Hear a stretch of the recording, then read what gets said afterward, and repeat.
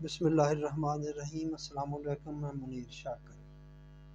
بات بندہ جو بھی کرتا ہے اس کی خواہش یہی ہوتی ہے کہ میری بات کو غور سے سنا جائے۔ تو میں اب جو بات کرنے لگا ہوں اس پر میری خواہش بھی ہے اور میں چاہتا بھی ہوں، کہتا بھی ہوں کہ میری بات کو بہت غور سے آپ پلیز سنیں۔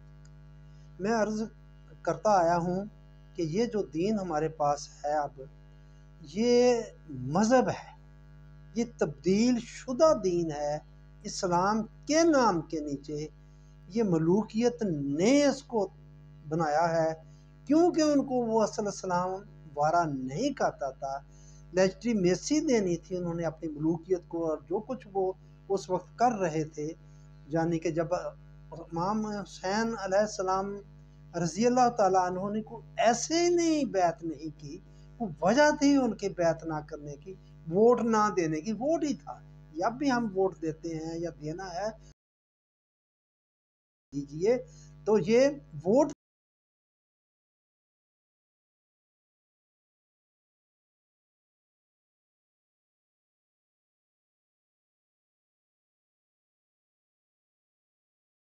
نبی کے دین کی خاطر،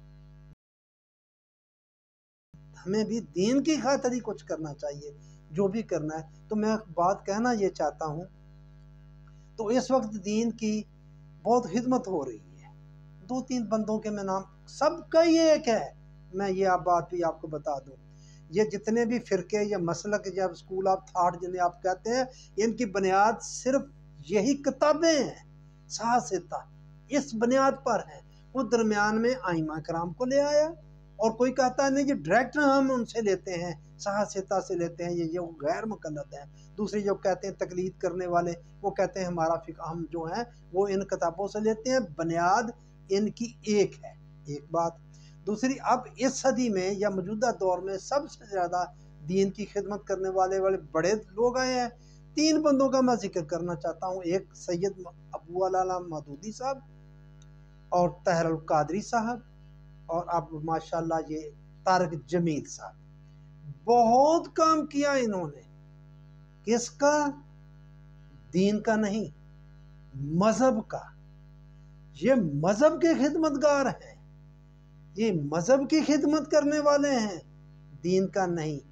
جو دین بگاڑا، جو پیچھے چلا گیا، اس کی جگہ جو نیا بنایا، مرغوبہ مرکب جو کچھ بنایا، اس کی حفاظت کی ان لوگوں نے، اس کو آگے بڑھایا، اس کو مضبوط کیا ان لوگوں نے۔ میں واضح الفاظ میں یہ کہتا ہوں، انہوں نے دین کی کوئی خدمت نہیں کی، انہوں نے مذہب کی خدمت کی۔ اب اتفاقاً ایسا ہے کہ جو میں بات آگے کرنے لگا ہوں یہ سید ابو العلا مودودی صاحب کی ہے، صرف ایک مودودی صاحب پر موقوف نہیں ہے۔ میں پھر وہ کہتا ہوں یہ سب کے سب ہی ایک ہی لائن میں۔ سید ابو العلا مودودی صاحب لکھتے ہیں کہ اس معاملے میں آپ یہ صاف دیکھ سکتے ہیں کہ قریش کی زبان کے سوا باقی 6 زبانوں کی قرأتیں جو سب کی سب توقیفی تھیں، اللہ تعالیٰ کی طرف سے نازل شدہ اور رسول اللہ صلی اللہ علیہ وآلہ وسلم کی سکھائی ہوئی تھیں۔ قرآن 6 زبانوں میں، 7 زبانوں میں، وہ میں بتانا چاہتا ہوں۔ اس مسلط کی بنا پر منسوخ کر دی گئی جو 6 زبانوں کی قرأتیں جو سب کی سب توقیفی تھیں، اللہ تعالیٰ کی طرف سے نازل شدہ تھیں اور رسول اللہ صلی اللہ علیہ وسلم کی سکھائی ہوئی تھیں، مگر اس مسلط کے بنا پر منسوخ کر دی گئی کہ امت کو قرآن کے الفاظ اور اس کی عبارتوں میں اختلاف کے فتنے اور خطرے سے بچا لیا جائے، حالانکہ انہیں منسوخ کرنے کا کوئی حکم نہ اللہ تعالیٰ کی طرف سے نازل ہوا، نہ رسول اللہ اکرم صلی اللہ علیہ وآلہ وسلم کی زبان مبارک سے نازل ہوا۔ ترجمان القرآن ستمبر سن 1975، صفحہ نمبر 39 اور یہی بات نومبر 1975، صفحہ نمبر 43۔ یہ جو عبارت میں نے آپ کے سامنے پڑھی ہے یہ اس کا حوالہ ہے۔ آپ ذرا دل تھام کر دیکھیے کہ مودودی صاحب کیا ارشاد فرما رہے ہیں۔ وہ کہہ رہے ہیں کہ نمبر 1، اللہ تعالیٰ نے قرآن مجید 7 زبانوں میں نازل کیا تھا، نمبر 2، رسول اللہ صلی اللہ علیہ وآلہ وسلم نے بھی قرآن کریم کو ان 7 زبانوں ہی میں امت کو دیا تھا۔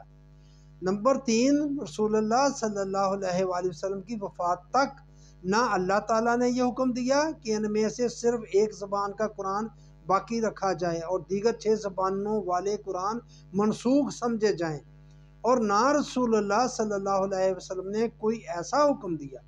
اس سے ظاہر ہے کہ منشاء خدا اور رسول اللہ صلی اللہ علیہ وسلم کی یہی تھی کہ قرآن مجید ان 7 مختلف زبانوں میں موجود رہے، 7 زبانوں میں۔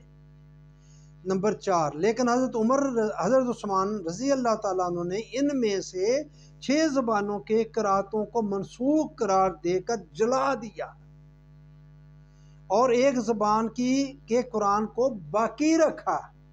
سنتے جائیں۔ حضرت عثمان کی جرأت پر تعجب ہے۔ ہوتا ہے نا، صحابی تھے، بہت بڑا مقام ہے، لیکن یہ نہ رسول نے کیا نہ اللہ نے کچھ کہا۔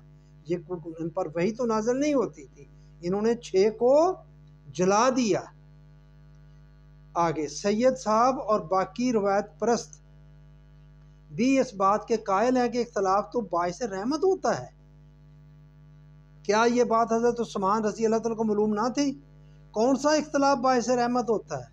قرأت میں اختلاف یا لہجے میں اختلاف یا زبانوں میں اختلاف؟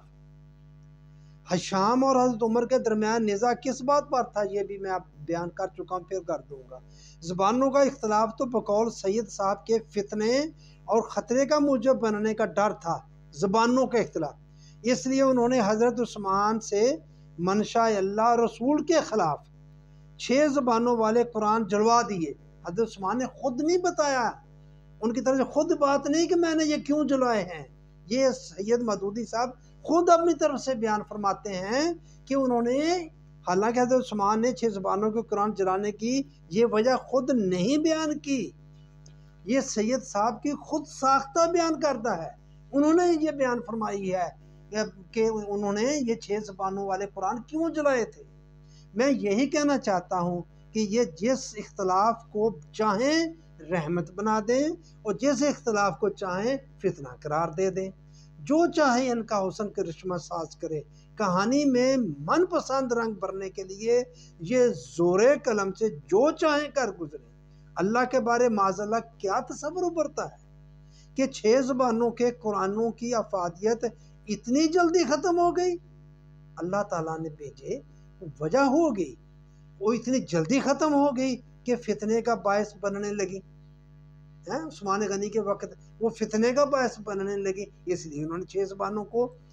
اس کے بعد آپ سوچئے کہ اس قرآن کی صحت کیا رہ جاتی ہے جسے ہم اللہ کے ارشاد اور اپنے ایمان کی بنا پر اس دعوے کے ساتھ دنیا کے سامنے پیش کرتے ہیں کہ یہ لفظاً وہی ہے جسے اللہ تعالیٰ نے نازل کیا اور جسے رسول اللہ صلی اللہ علیہ وآلہ وسلم امت کو دیا تھا۔ واضح رہے کہ روایت پرستوں نے 7 زبانوں اور 6 زبانوں جس میں قرآن رکھا گیا کہ الفاظ بصراحت لکھے ہیں، واضح لکھے، زبان کے لفظ لکھے ہیں کہ 6 زبانیں تھیں یا 7 زبانیں تھیں۔ اس کے برعکس اللہ نے قرآن کریم کی زبان کا جہاں جہاں ذکر کیا ہے، اس کے لیے لسان واحد کا صیغہ، عربی زبان کا صیغہ ہی استعمال کیا ہے، زبانیں جمع کا صیغہ کہیں استعمال نہیں کیا۔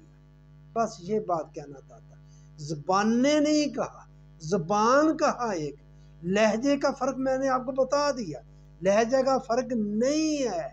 حشام اور عمر کا جھگڑا ہوا، وہ میں بتا چکا ہوں، روایت وہ بھی ایک بتاتی ہے، تو اس میں سورہ فرقان کے بارے میں ہے، وہ کہہ رہے تھے وہ مختلف پڑھی گئی، اب وہ الفاظ نہیں تھے عمر رضی اللہ تعالیٰ نے کہا اس میں، یہ وہ جو پڑھ رہے تھے حشام، وہ نبی کریم صلی اللہ علیہ وسلم کے پاس آ گئے تو آپ نے کہا ہاں ایسے بھی ہوا ہے، ایسے بھی ہوا ہے۔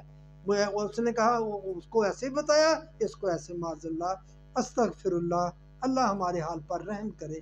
یہ میرے بھائیوں، اس بات پہ میں پھر غور کہوں گا، آپ بار بار سنیں اس کو، آپ غور کریں، میری بات غلط ہو تو مجھے جو چاہیں آپ سزا دیں، جو چاہیں فتویٰ دیں، لیکن یہ کیا ہے؟ یہ ہے سازش قرآن کے خلاف، جو قرآن کے قریب نہیں جانا ہے تو کس طرح جا رہے ہیں ہم؟ बस इतना ही, मुर्दों को बख्शवाने के लिए और सवाब इकट्ठा करने के लिए। उसके अंदर क्या है, वो क्या कहता है अल्लाह के बारे में, रसूल के बारे में, तुम्हारी जिंदगियों के बारे में चलने के, नहीं नहीं नहीं, उस पर जाने की ज़रूरत नहीं। दुआएं याद करें और बस आप याद को पढ़ते रहें, दोहराते रहें, और बस ये आपका मकसद पूरा हो जाता है। इस तरह ये दीन जो बयान के पूरी ज़िंदगी को महीद किए हुए है, घेरे हुए है, इस तरह आप इसको पकड़े रखें तो जुड़े रहें अल्लाह के साथ। तो किस तरह जलील हो रहे हैं हम दुनिया में, बात को समझते ही नहीं है। बस यही बात, वो बार बार वही बात करनी है, बार बार करना भी पड़ती है। मैं चाहता हूँ कि हम बार बार वो बात करें, हमारे कानों में जाए, दिमाग में किसी तरह वो बैठ जाए। तो मेरे भाइयों, मैं यही इल्तमास करना चाहता था, यही कहता हूँ कि आप मेरे मददगार बन जाएं, मेरे चैनल को सब्सक्राइब किया करें, लाइक किया करें, शेयर किया करें, कमेंट्स किया करें। आपका शुक्रिया।